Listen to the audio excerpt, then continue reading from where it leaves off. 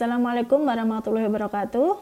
Perkenalkan terlebih dahulu, nama saya Chandra Abdillah, dosen Prodi Pendidikan Ekonomi, Fakultas Keguruan dan Ilmu Pendidikan Universitas Pamulang.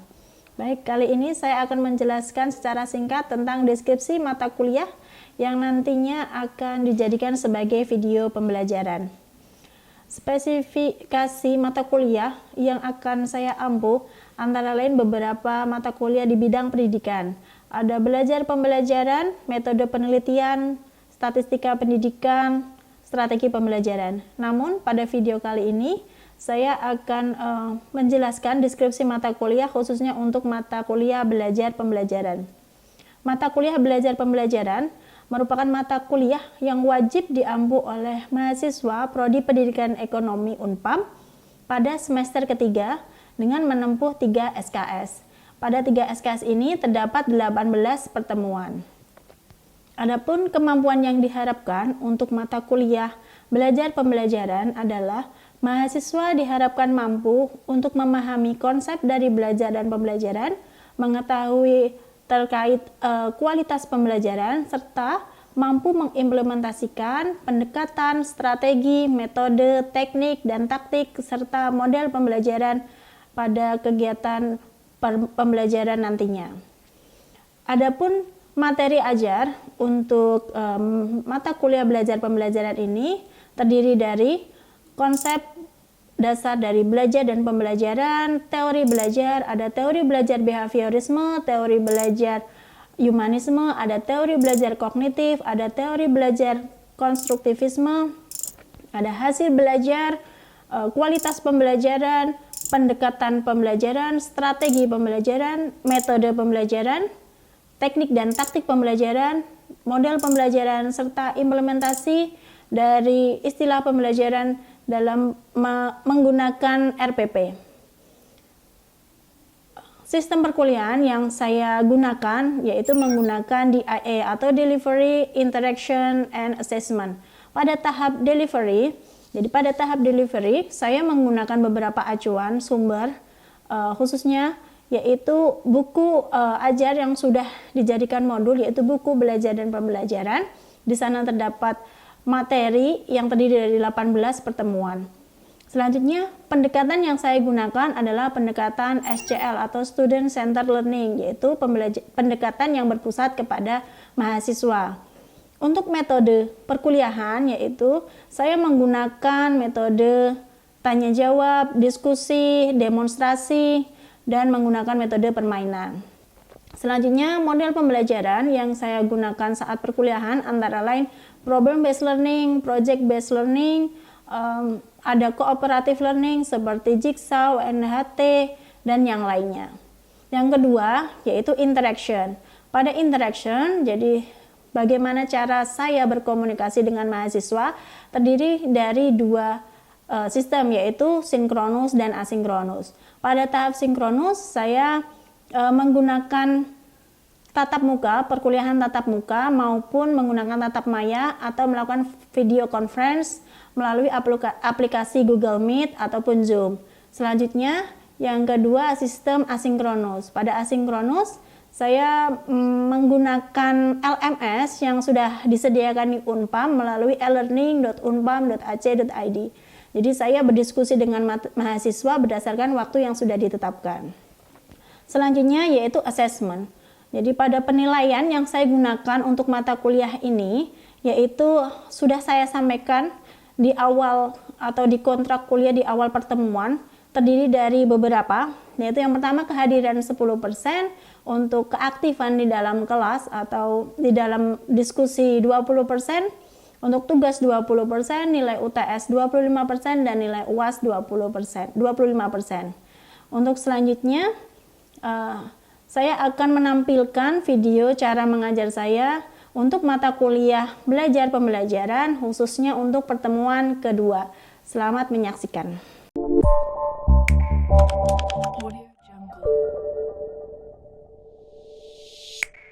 Assalamualaikum warahmatullahi wabarakatuh. Waalaikumsalam warahmatullahi wabarakatuh. Selamat pagi rekan-rekan sekalian. Pagi, Bu. Bagaimana kabarnya hari ini? Alhamdulillah. baik ya. Oke.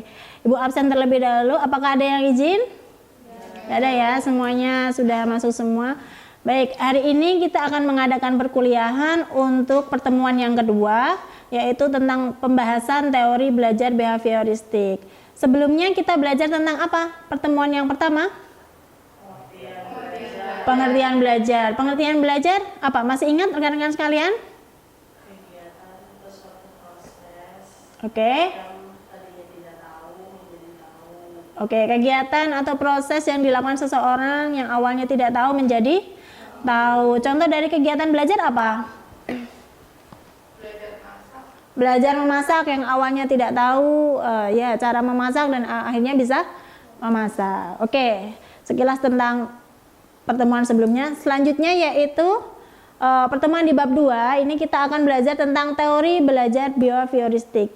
Sebelumnya ada beberapa teori belajar yang digunakan dalam dunia pendidikan. Ada 4. Yang pertama teori belajar behavioristik, yang kedua teori belajar humanistik, terus teori belajar kognitif, ya benar Gilang. Yang keempat teori belajar konstruktivisme. Oke.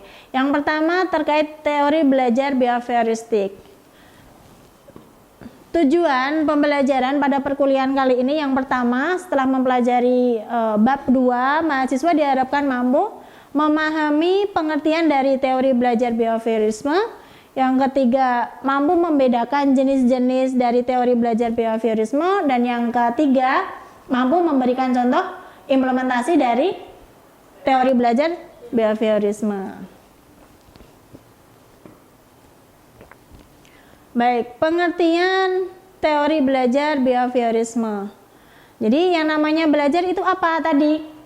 Perubahan tingkah laku yang melalui stimulus. Jadi kalau behaviorisme namanya behavior, berarti melakukan kegiatan yang dilakukan berdasarkan adanya stimulus terlebih dahulu dan yang akan menghasilkan respon. Respon itu apa? Ya, ada perubahan ya, tingkah laku atau sikap atau yang lainnya. Nah, contohnya apa stimulus? Jadi stimulus itu peristiwa yang menstimulus penginderaan peserta didik. Jadi nanti kalau adik-adik rekan-rekan sekalian menjadi calon guru bisa memberikan stimulus kepada anak didiknya dengan cara apa? Memberikan misalnya media pembelajaran, media proyektor atau apa lagi? Media ya puzzle game. Nah, itu salah satu stimulus. Jadi stimulus yang nantinya akan menghasilkan respon. Respon berupa perubahan perilaku bisa, perubahan pengetahuan juga bisa. Oke, contoh yang lainnya apa? Stimulusnya. Misalnya guru memberikan pertanyaan kepada siswa, responnya? Oke, siswa akan menjawab. Benar sekali ada ya. Jadi ada stimulus nanti akan menghasilkan respon. Nah, macam-macam dari teori belajar behaviorisme. Jadi ada 3 macam dari teori belajar behaviorisme. Yang pertama ada koneksionisme, yang kedua classical conditioning, dan yang ketiga ada operant conditioning. Nah, dari ketiga ini itu didapatkan berdasarkan hasil penelitian dari ahlinya yang bereksperimen dengan bantuan hewan. Jadi ada yang menggunakan bantuan hewan kucing, ada yang anjing, dan juga ada yang tikus. Tetapi pada pertemuan kali ini Ibu cuma menspesifikasikan kepada teori belajar yang koneksionisme. Jadi pertama teori belajar koneksionisme. Nah, untuk teori belajar koneksionisme itu penemunya adalah namanya Edward Lee Thorndike. Jadi Thorndike itu menemukan percobaan dengan bantuan hewan kucing yang nanti akan dikurung, nanti akan Ibu berikan di contoh videonya. Jadi percobaan ini namanya puzzle box. Jadi puzzle box dan nantinya menghasilkan namanya teori hukum yang disebut nanti trial and error. Jadi hewannya tadi mencoba-coba, error dulu, gagal-gagal, lalu akan mendapatkan keberhasilan. Nah, pengertiannya apa sih teori belajar koneksionisme? Coba Kak Ade, coba dibaca. Apa itu pengertian belajar menurut teori koneksionisme? Menurut teori koneksionisme, belajar merupakan proses interaksi antara stimulus yang mungkin berupa pikiran, perasaan, atau gerakan, serta pikiran, perasaan, atau gerakan. Oke, jadi pengertian belajar menurut koneksionisme, jadi belajar itu adalah interaksi yang awalnya ada stimulus, entah stimulus berupa pikiran, berupa tindakan, perasaan, gerakan, dan juga nanti akan menghasilkan respon sama seperti itu pula. Ada perasaan, gerakan, dan juga pikiran. Oke, coba perhatikan video ini. Ada yang ini.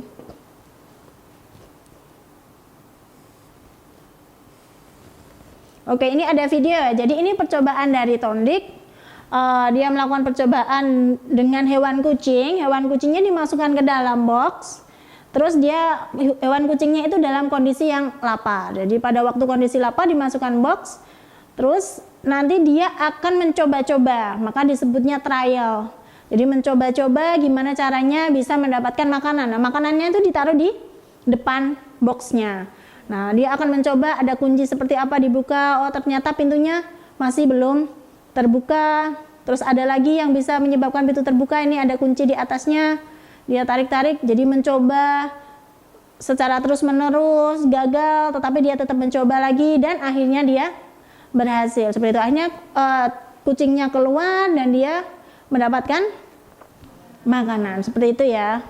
Jadi ini namanya trial and error. Nanti ketika ada percobaan tidak dilakukan cuma sekali tetapi berkali-kali. Tidak cuma 20 kali tetapi lebih dari itu. Jadi kucing lagi dimasukkan ke dalam kondisi lapar. Nah, akhirnya lama-kelamaan dia akan terbiasa. Oke. Itu dari contoh videonya. Nah, dari hasil eksperimen tersebut didapatkanlah hukum-hukum teori belajar Thorndike. Ada 3 teori belajar: hukum kesiapan, hukum akibat, dan hukum latihan. Oke.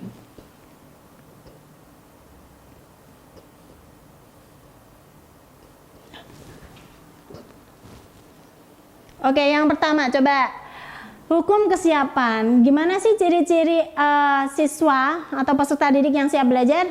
Coba Dede. Kalau siswa yang siap belajar itu ciri-cirinya seperti apa? Mungkin sudah berani keluar gitu, maksudnya tuh di lingkungan sekitar. Anak tersebut sudah berani kayak menyampaikan pendapat. Misalkan berkaitan sama teman itu, mungkin salah satu temannya ada yang salah dalam mengucapkan sesuatu. Nah, kemudian si temannya tersebut memberitahu, ini salah, bukan seperti itu. Nah, itu siap mental. Oke. Siap mentalnya, siap fisik. Oke, benar Dede. Jadi dia sudah bisa mampu mengutarakan mana yang benar, mana yang salah mungkin, atau mengutarakan pendapatnya gitu ya. Oke, Niken, coba Niken. Anak yang siap belajar itu yang bagaimana?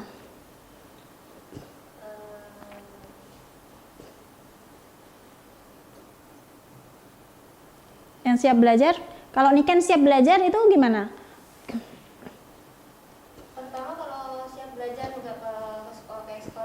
Mempersiapkan peralatan sekolah. Oke, boleh mempersiapkan peralatan sekolahnya. Contohnya apa? Kayak buku. Oke, buku. Terus lihat juga kayak ada PR apa enggak gitu. Oh, gitu. Jadi persiapan ya. Jadi ada tugas atau tidak ya. Jadi dia sudah mampu melakukan yang diperintahkan guru kalau ada tugas gitu ya. Oke, coba Gilang, apa anak yang siap belajar itu yang seperti apa? Memahami siapa orang lainnya?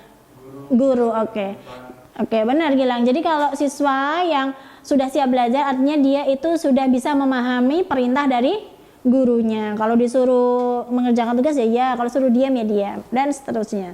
Nah, itu kalau ciri anak yang siap belajar.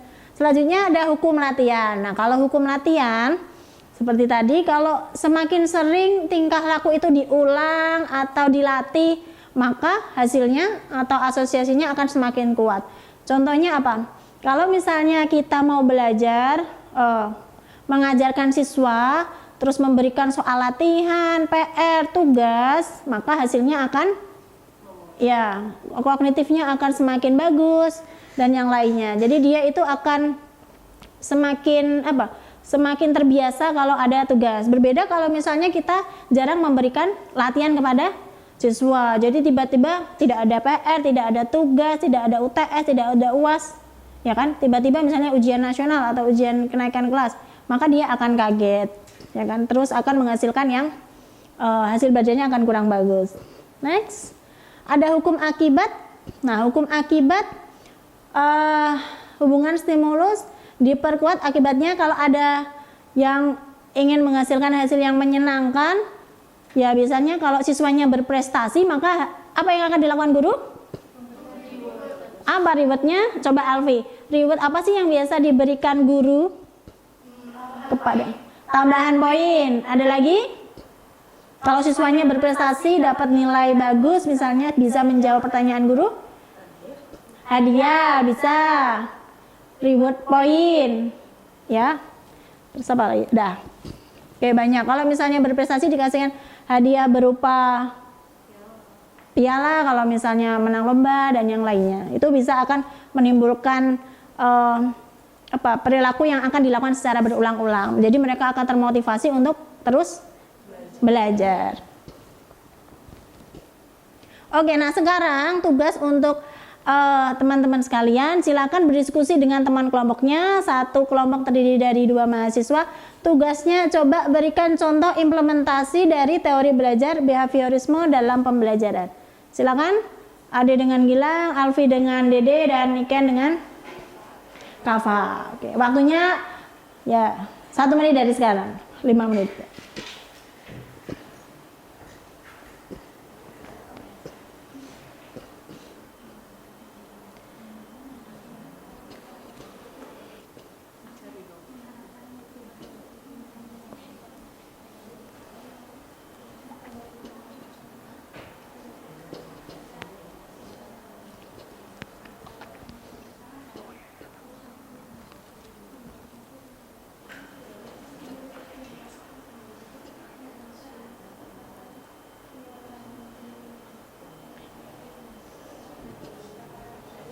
Oke, sudah? Oke, sudah ya. Kalau sudah berdiskusi, mari kita presentasikan hasil dari diskusi. Yang pertama dari kelompok Dede dan Alfi, silakan maju ke depan. Iya, nggak apa-apa berdua. Ayo kita maju ke depan dan dipresentasikan. Coba berikan contoh implementasinya apa. Ayo.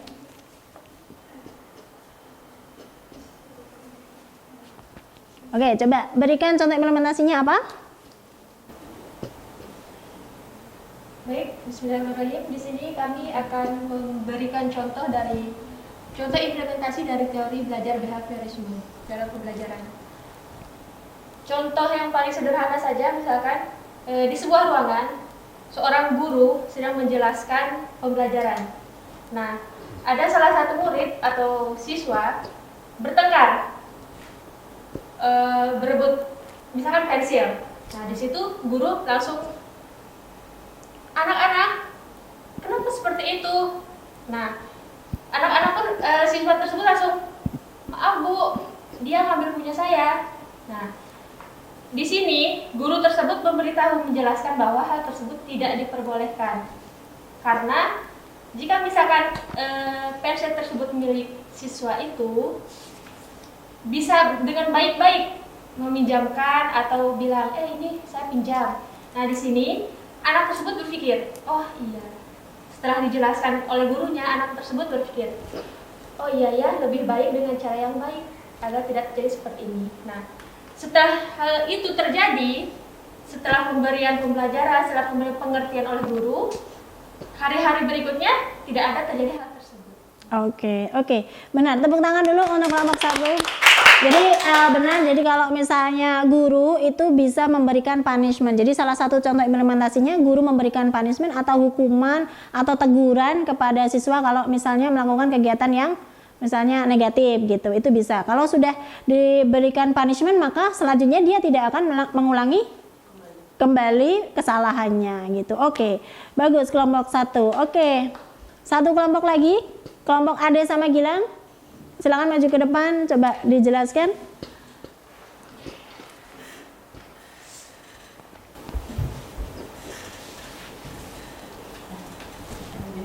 Baik, di sini kami akan menjelaskan, memberikan contoh implementasi dari teori belajar behaviorisme dalam pembelajaran contoh sederhananya adalah saat dosen di depan kelas memberikan instruksi kepada mahasiswa, entah itu instruksi untuk mengerjakan tugas ataupun memberi latihan-latihan kepada mahasiswa, dan mahasiswa merespon instruksi tersebut dengan mengerjakan tugas tersebut. Oke. Nah, kalau misalnya jawabannya diberikan tugas terus jawabannya bagus, apa yang dilakukan dosen? Kasih poin. Oke, memberikan reward atau hadiah gitu ya. Oke. Oke, terima kasih kelompok, tepuk tangan untuk kelompok 2. Oke, jadi sudah, ya silakan dulu. Jadi benar ya, kalau misalnya guru memberikan stimulus berupa tugas, maka mahasiswa akan memberikan respon berupa mengerjakan tugas tersebut. Dan kalau berdasarkan hukum Thorndike tadi, koneksionisme, jadi kalau mahasiswa mendapatkan nilai yang bagus, jawabannya benar, maka akan diberikan reward. Kalau tadi punishment, hukuman, kalau yang sekarang reward. Baik, jadi ini tadi contohnya bisa. Jadi contoh lainnya misalnya ulangan dilakukan secara teratur. Jadi ada UTS, UAS, ulangan bab 1, ulangan bab 2, nah gitu. Terus diberikan reward tadi, diberikan punishment kalau ada yang melakukan kesalahan. Situasi belajar dibuat mirip dengan kehidupan nyata. Oke, kalau itu tadi, terus ada satu lagi implementasinya tadi seperti ada guru bertanya, berarti mahasiswanya menjawab. Kalau benar ya diberikan reward berupa misalnya berkata bagus, penguatan, maka nanti implikasinya siswa terdorong untuk menjawab lagi dan seterusnya. Ada yang punishment-nya istirahat dikurangi, terus reward-nya mendapatkan nilai Oke. Terima kasih. Itulah materi yang dapat Ibu sampaikan pada pertemuan 2 kali ini. Ada yang ingin ditanyakan terlebih dahulu? Sudah cukup ya, jelas ya. Jadi kita simpulkan dulu materinya bahwa salah satu teori belajar adalah teori belajar behaviorisme dengan teori khasnya yaitu koneksionisme yang penemunya adalah Thorndike yang menghasilkan 3 hukum. Ada 3 hukum kesiapan, hukum akibat, dan juga ada hukum apa lagi tadi? Kesiapan, akibat, latihan. Oke, benar, berarti sudah itu. Oke, selanjutnya nanti silakan dipelajari materinya dan dikerjakan tugas yang ada di e-learning ya. Nanti minggu depan akan Ibu tidak lanjuti ya terkait hasil dari tugas kalian. Sekian perkuliahan hari ini, mohon maaf apabila ada salah. Wassalamualaikum warahmatullahi wabarakatuh.